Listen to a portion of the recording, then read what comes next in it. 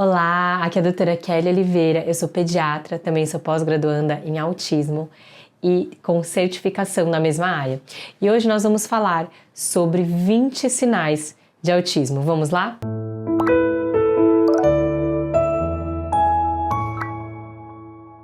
Então, eu separei 20 sinais de autismo que vocês podem perceber nas crianças. Lembrando que um único sinal não é patognomônico, ou seja, não é o sinal de que sim, aquela criança tem autismo, mas sim o conjunto de sinais e sintomas que poderão dar o diagnóstico. E reitero aqui que o pediatra, sim, ele é capacitado para dar o laudo e o diagnóstico de autismo, desde que ele tenha capacitação para o mesmo. Tá bom? Então vamos lá, vamos aos 20 sinais. O primeiro sinal que eu coloquei é um atraso de fala e falta de uma comunicação alternativa. Então você sabe que o distúrbio de autismo, ele tem um déficit na comunicação e na interação social. Então, obviamente, você vai ter um atraso na fala e muitas vezes isso é o que mais aparece nas crianças, porque é o que mais evidencia, né? Existem outros achados, mas esse é o que talvez os pais se preocupem mais. E com 18 meses, o que é esperado, né? Que a criança deve falar mais ou menos de uma forma clara, em média 30 palavras. Com 2 anos, isso vai para 100 a 200 palavras, ou seja, aumenta muito o repertório da criança, formando frases e que façam sentido no contexto, ok? Segundo sinal, existe uma menor reciprocidade social, isso também é muito característico do autismo, ou seja, a criança ela não tem comunicação social, ela não tem interesse pelo outro, né? Uma criança que muitas vezes não olha para o outro, não tem esse interesse pelo outro, não dá tchau, não bate palma, então tudo isso são sinais de que pode a criança ter autismo, ok? Terceiro sinal. Existe uma baixa comunicação visual ou baixo contato visual. Não significa que a criança não olhe nos olhos, às vezes ela olha, mas a sustentação do olhar, ou seja, você olhar, fixar, você ter aquele interesse pelo outro, você olhar enquanto a pessoa está falando, ou fazendo algum gesto, cantando alguma música, né? Quando a mãe está fazendo isso, é muito baixo. E a criança tem pouca expressão facial, então aquela coisa de imitar o adulto, de fazer careta, de a mãe fazer o sorriso, a criança sorrir, de fazer biquinho, a criança faz o biquinho, também é muito prejudicado. Quarto sinal, a criança não direciona o olhar para objetos. Ou pessoas de interesse comum. Por exemplo, se todo mundo está olhando para um lado, por exemplo, eu estou fazendo um exercício aqui, estou fazendo um movimento aqui com a minha mão. É algo que chama atenção. Aí as pessoas, no geral, elas vão desviar o olhar e olhar para aquilo. Só que a criança, ela está aqui, está conversando. Todo mundo olha, ela não vai olhar, né? Então não existe essa questão de direcionar o olhar para o objeto. 5. Existe um menor interesse em estar com outras crianças ou outras pessoas. É uma criança que muitas vezes tem várias crianças brincando, né? Estão fazendo alguma brincadeira, mexendo com terra, ouvindo história, brincando de algo juntas, e a criança com autismo ela fica lá isolada, brincando de uma outra coisa, mexendo num carrinho, por exemplo, girando a rodinha ou enfileirando objetos. E esse é o comportamento típico de uma criança com autismo, tá bom? Sexto sinal, puxa a mão do adulto ou usa o adulto para chegar onde ela quer ou fazer algo que ela quer. Então, não significa que ela está chamando o adulto para participar daquilo. Não, na verdade, ela está usando o adulto para alcançar determinado objeto. Por exemplo, eu quero alcançar uma garrafa ou um pote que está em cima ali, eu não consigo pegar. Então, eu vou pegar a mão do adulto, eu vou pegar o adulto e vou trazer ele lá e falar, eu quero ali. Às vezes a criança nem aponta, mas ela traz e fica mostrando o que ela quer, entendeu? E não significa que ela está triangulando a atenção, não significa que a criança está chamando aquela pessoa para participar, mas sim usando o adulto como um objeto. Sétimo sinal, não responde quando chamado pelo nome. Esse sinal é muito importante, tá? Com 1 ano de idade, certamente a criança já responde pelo nome. Muitas vezes antes disso, né? A gente sabe que uma criança de 9 meses, muitas vezes ela já responde pelo nome. João, a criança olha. Mas, doutora Kelly, ela olha todas as vezes? Né? Todas as vezes que é chamada a criança olha? Não. Em média, 70 a 80% das vezes, essa criança vai responder pelo nome, porque às vezes ela está muito entretida, ela está brincando com alguma coisa, ela não ouve ou não quer ouvir. Então, por isso que 70 a 80% das vezes, porque ninguém é robô, ninguém responde em 100% das vezes. Então, é mais ou menos o esperado, ok? Oitavo, sensibilidade auditiva ou visual ou outras coisas, mas vamos falar aqui principalmente da sensibilidade auditiva. Então, uma criança que fica muito agitada ou irritada com determinados sons, ela não gosta de barulho de liquidificador, aspirador, por exemplo, fogos de artifício, batedeira. É aquela criança, por exemplo, que no aniversário de 1 ano ela fica extremamente irritada ou assim, muito até consternada, né, com o parabéns, e ela coloca a mãozinha assim no ouvido, né, porque ela não quer ouvir, aquilo incomoda ela, aquele tipo de barulho, por exemplo, o pessoal gritando, todo mundo falando, cantando parabéns, incomoda a criança, então é algo que chama a atenção, por exemplo, no aniversário de 1 ano. Esse é um sinal. 9º sinal, sensibilidade a texturas. Nós sabemos que a criança com autismo, ela tem uma característica, né, uma predominância de transtorno de processamento sensorial. O que significa isso? Significa que essa criança ela tem uma dificuldade com texturas, com sentidos. Então, por exemplo, determinadas texturas causam até uma repulsa, como se fosse uma dor, né, para ela. É por isso que isso pode desenvolver muito a dificuldade na alimentação e uma seletividade alimentar, né? Então, é uma criança que ela não pode pisar na areia, na grama, não consegue mexer. É uma criança que tem sensibilidade com geleca, com massinha, determinadas roupas elas não conseguem vestir, aquele pinique incomoda muito, né, a ponto da criança não conseguir usar, tá? É um incômodo muito grande, né? Não é algo que, não gosto muito, não, é algo que realmente a criança se incomoda com aquilo. Tá? Isso é conhecido também como transtorno de processamento sensorial. Não é algo que é exclusivo do autismo, mas ele está muito presente no autismo. 10º, estereotipias. Isso, apesar de muita gente chamar a atenção por ser algo do autismo, não é exclusivo do autismo, a estereotipia, mas ela pode sim estar bem presente.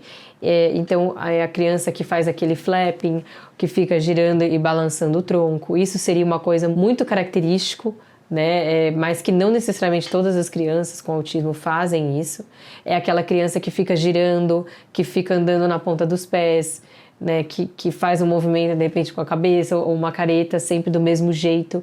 E quando que isso acontece? Geralmente quando a criança está com um nível de estresse, agitação muito grande, muito importante. Então a criança fica mais ansiosa, mais estressada e ela acaba fazendo a estereotipia, balançar a mãozinha, fazer assim, balançar o tronco para conseguir se autorregular, tá?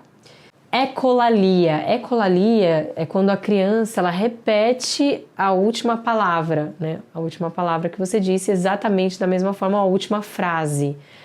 Não é que sempre vai ser ecolalia quando a criança repete.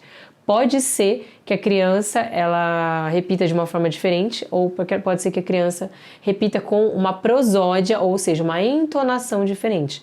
Só é considerado ecolalia quando é a mesma palavra, a mesma frase e com a mesma entonação. Por exemplo, você fala para a criança: "Você quer brincar com areia? Você quer brincar com areia, Maria?" Aí a Maria vai falar: "Você quer brincar com areia, Maria?" Isso é ecolalia, porque ela está fazendo a mesma pergunta com a mesma entonação. Agora ela responde: "Você quer brincar com areia? Você quer brincar com areia, Maria?" Isso já é um pouco diferente, ela está tentando mudar a entonação, tá? Então só caracteriza ecolalia com mesma entonação, mesmas palavras. Agora, 12º, a criança gosta de girar rodinha, ficar olhando os brinquedos bem perto e enfileirar objetos. Isso é algo que é muito do autismo, mas não significa também que é exclusivo, mas é uma criança que fica muito presa aos detalhes. Por exemplo, ela olha de muito perto, ela gosta de ficar numa posição mais tortinha, assim, enfileirando os carrinhos. Então, ela tá aqui e ela vai enfileirando os carrinhos, ou ela fica lá girando a rodinha do carrinho um tempão, né? Ela é capaz de ficar horas brincando da mesma forma e de uma forma não funcional, que nós chamamos, né? Um brincar não funcional. 13, a criança tem pouca imaginação nas brincadeiras, então ela prefere, por exemplo, garrafa PET, uma panela, uma pecinha de Lego, ao invés de brinquedo. Então é a criança que se apega àquele objeto e fica com aquele objeto na mão o tempo todo, né? E se tira aquele objeto da mão dela, é um escândalo, a criança fica muito brava por muito tempo. Não é assim, eu tirei da mão dela, como uma criança, né, que vai tirar o brinquedo da mão dela, ela vai ficar brava na hora, mas daqui a pouco ela vai distrair e não vai querer mais. Não, é uma criança que vai se desregular completamente, muitas vezes. Vai ficar no chão, se jogar no chão, chorar por 1 hora seguida. 14º, então uma criança com menos, normalmente, né, autismo cursa com um menor tônus muscular, então isso pode causar algumas questões que precisam ser estimuladas até nas terapias, que é falta de força para escrever, então a criança precisa, né, ter essa força da pinça, ou essa coordenação motora fina para fazer. Ela pegar o lápis em pinça, por exemplo, pode ser uma grande dificuldade.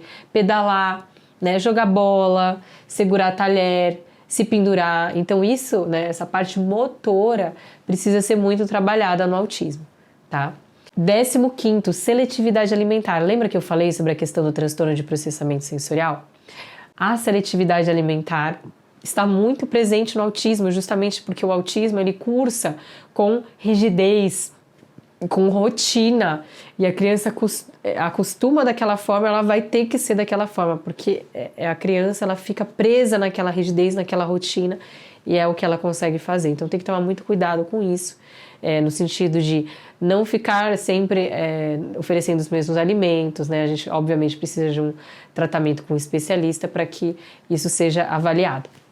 Uma outra questão também a criança, ela não só não está presa a rotinas, mas existe o transtorno de processamento sensorial, que é algo muito característico do autismo. Não exclusivo, porém característico e muito comum, tá? Rigidez comportamental e apego à rotina, olha só, esse é o 16º sinal que eu coloquei aqui, e de fato, já comentei isso, mas é uma criança que tem rigidez, que tem apego à rotina, e que mudanças simples, por exemplo, às vezes mudou a meia, o tênis, a roupa, sair de casa, ir para um lugar, viajar. Isso pode ser extremamente dificultoso, desafiador e difícil para uma família. Porque a criança sai da rotina, ela se desregula, ela fica muito irritada, ela chora por horas seguidas. Então isso é algo bem característico. Você vê que existem comportamentos desafiadores, desproporcionais a uma criança da mesma idade. 17º sinal, alteração de sono. Um grande percentual, se mais ou menos, né, 1 para cada 2 crianças muitas vezes tem dificuldade de sono, as alterações de sono ao longo da vida da criança autista pode chegar até 80%, que pode ser insônia, dificuldade para indução de sono ou dormir, despertares, né? Então existe realmente uma dificuldade na questão do sono por uma desregulação, né, do sistema nervoso central e algumas áreas cerebrais que causam essa questão com relação ao sono, tá? E pode ser necessário medicação, pode ser necessário sim avaliação médica. 18º, regressão de marcos. Isso é algo que sempre precisa chamar a atenção do médico, né? Então você precisa saber isso. Ou seja, quando a criança ela fazia algo, parou de fazer. Nossa, a criança falava mamãe, papai, dá, tchau, cachorro, au, au, e de repente parou de falar, né? Então era uma criança que sorria, brincava, interagia, parou de interagir, começa a ficar quietinha, muito fechada no seu próprio mundo.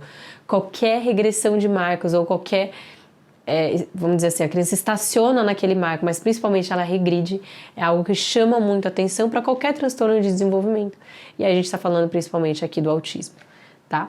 19º, criança com crise, choro e comportamento autolesivo. Então, como eu falei, muitas vezes a criança faz comportamentos desafiadores autolesivos, ou seja, se corta, se morde, bate a cabeça, né? Bate a cabeça no chão, bate a cabeça na parede. Quando ela está desregulada, quando ela está com crise, né? Saiu daquela rotina, aconteceu algo, a criança ela não sabe lidar com determinadas situações, a criança se desregula completamente, começa a fazer comportamentos autolesivos. Isso também pode ser realmente característico do autismo, ok?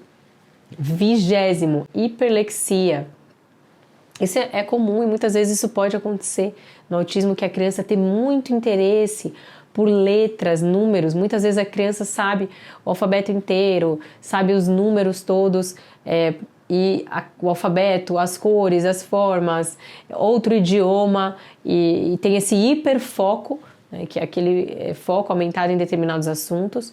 E aqui a hiperlexia ela é bem comum, também outros interesses, mas a hiperlexia é um dos focos mais característicos. É uma criança que muitas vezes sabe o alfabeto, mas ela não sabe falar. Ou ela sabe letras, sabe outro idioma, mas não consegue fazer uma comunicação com o outro, por exemplo. Então isso pode acontecer no autismo, tá bom? Então, numerei aqui 20 sinais do autismo. Eu quero que vocês me contem aqui. Você conhece aí alguma criança ou já atendeu alguma criança que tem autismo? Como que você fez? Qual que foi o próximo passo? Como que você seguiu em relação ao diagnóstico? Como você conversou com a família? Se você é uma família que está com suspeita, né, o seu filho de autismo, isso aqui te ajudou? Então compartilha esse vídeo para mais pessoas, se inscreva aqui também no canal e até o próximo vídeo. Tchau, tchau!